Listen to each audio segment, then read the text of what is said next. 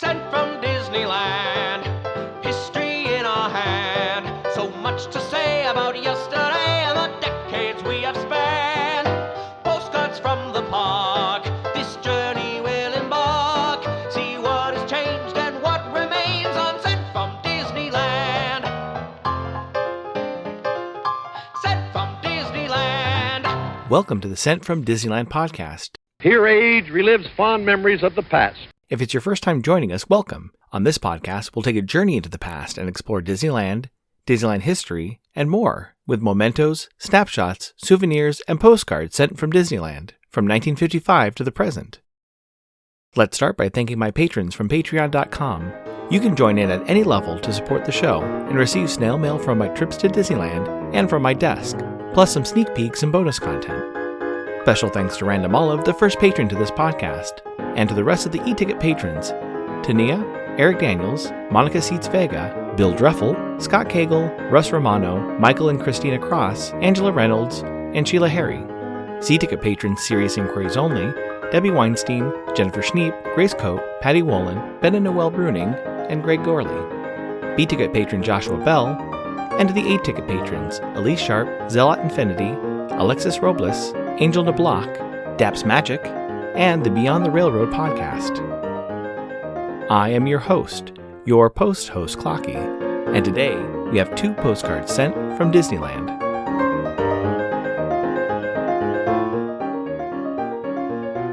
The front of our first postcard has a view from the top of the Matterhorn, looking down at Tomorrowland. You can see Monorail Red cruising over the submarine lagoon and one of the gray submarines, Autopia on either side of the lagoon, and the motorboat cruises on the left.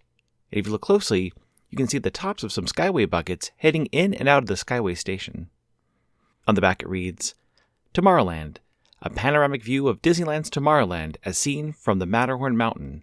The monorail crosses over the submarine lagoon, and the Autopia freeways of the future can be seen on the right and left. It's postmarked December 15, 1965, with the San Diego cancel and a 5-cent gray George Washington postage stamp, Scott number 1213. I assume they visit the park on Sunday, December 12, 1965, when park hours were from 10 a.m. to 6 p.m. The weather was a high of 62 and a low of 49, with 0.08 inches of precipitation. Park attendance that day was 6,969. It's addressed to Mr. and Mrs. Walter Wolf of Willimantic, Connecticut. It reads, 12/14/65, San Diego, California. We're on our winter trip to California, Arizona, Texas, and Mexico. We'll be in Tempe over Christmas, Mesa over New Year's. January 25th, we leave Laredo, Texas, and go into Mexico for 6 weeks. We'll come out at Brownsville, March 6th. If you're near, maybe we could get together. Betty and Emmett Kuntz. I chose 2 1965 postcards for this episode, as that was also the year the Disneyland Ambassador Program began. Recently, the cast members chosen to be the new ambassadors were announced. Let's look at a history of this honor. The origin of the program starts in the early 1960s when Jack Lindquist, who worked as Disneyland's advertising manager, suggested to Walt that Disneyland should have a cast member who could represent Disneyland during the 10th celebration.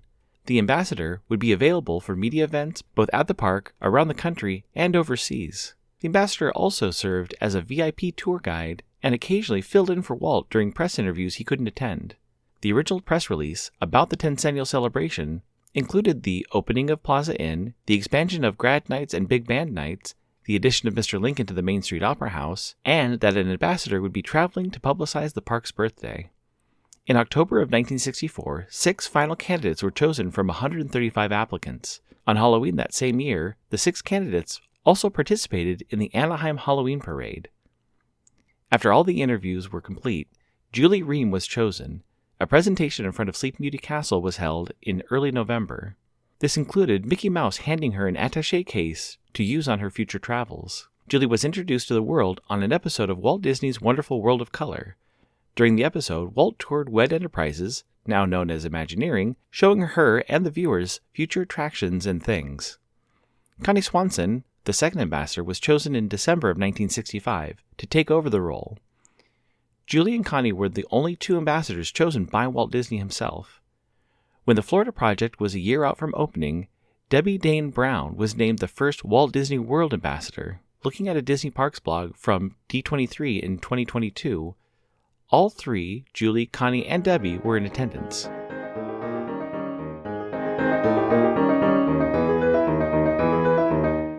Add some flair to your mail by checking out stamps at Enfield Post. You can explore different stamp options on our Etsy site, grab some great deals by following the EP Sunday Sales on Instagram, or create something special and have her design a stamp array for your invitation or celebration.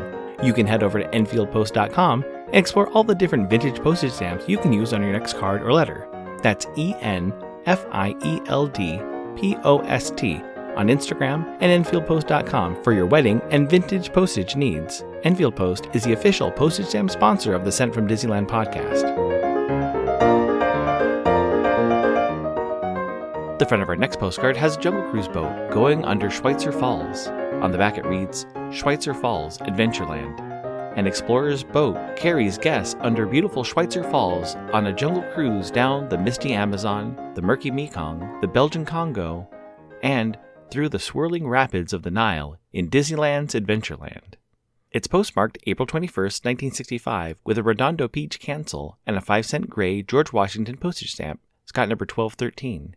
I assume they visit the park on Monday, April 19th, 1965, and Tuesday, April 20th, 1965, when park hours were from 10 a.m. to 6 p.m. both days. The weather was a high of 85 and a low of 51 on Monday, and a high of 84 and a low of 55 on Tuesday.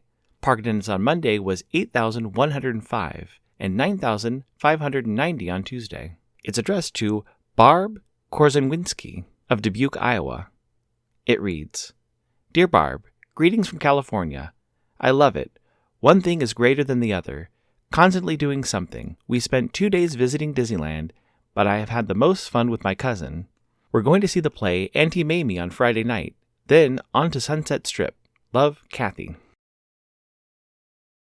30 years after the first ambassador was announced, Disneyland expanded the program with 3 ambassadors to represent the park during the 40 Years of Adventure anniversary celebration. This was also the first year for a male cast member to serve as an ambassador. The role of the ambassador was also expanded to include representing the park at charity events and volunteering with different organizations like Make-A-Wish, Chalk, and Disney's own Volunteers program, helping local community projects to global initiatives.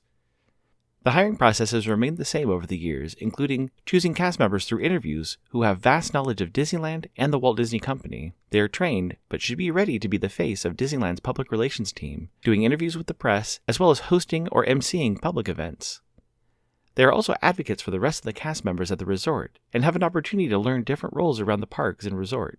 Throughout the 90s and the early 2000s, the number of ambassadors per year fluctuated from 2 to 3 to 4 and even back to 1. Currently, 2 cast members are chosen per resort, including Anaheim, Tokyo, Paris, Hong Kong, Orlando, Shanghai, and Aulani. Auralia Neria Felix and Michelle Mary were announced as the new ambassadors on September 18, 2025. They will serve in the position for 2026 and 2027. At the end of their service, they will receive a gold cast member name badge, a 60-year tradition.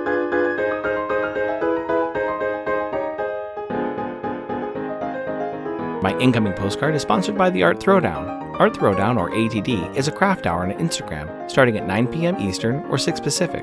Art Throwdown is a wonderful community of artists who love to share their craft, from creating sticker postcards and coloring techniques to intricate paper cutting and unique crafting. It's always a treat to watch a show and occasionally get some one-of-a-kind postcards from the group. Each host brings something a little different to each show.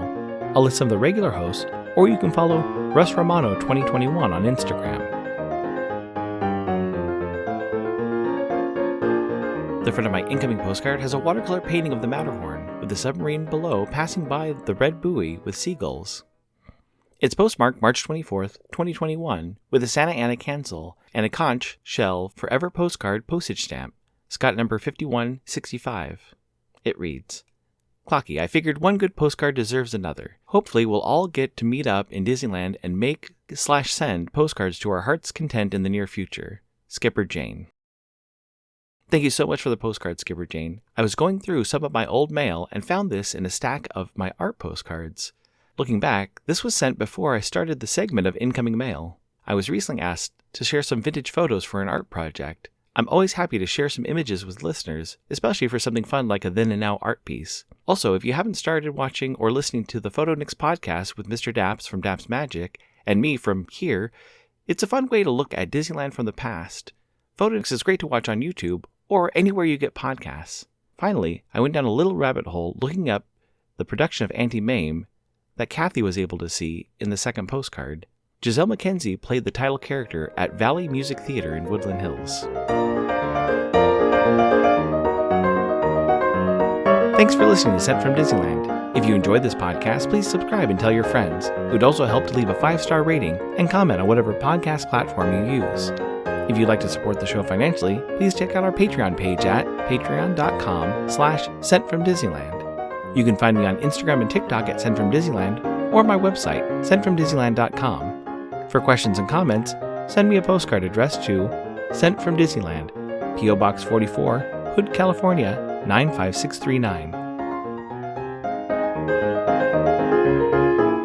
This podcast is not affiliated with Disney, the United States Postal Service, or any post office or Disney-related properties. Opinions expressed on this podcast belong to the host and guests of the Sent from Disneyland podcast. This podcast is produced and edited by Clocky McDowell, website designed by Misty McDowell. Theme song was written and performed by Noah Sunday Lefkowitz. Take it away, Noah.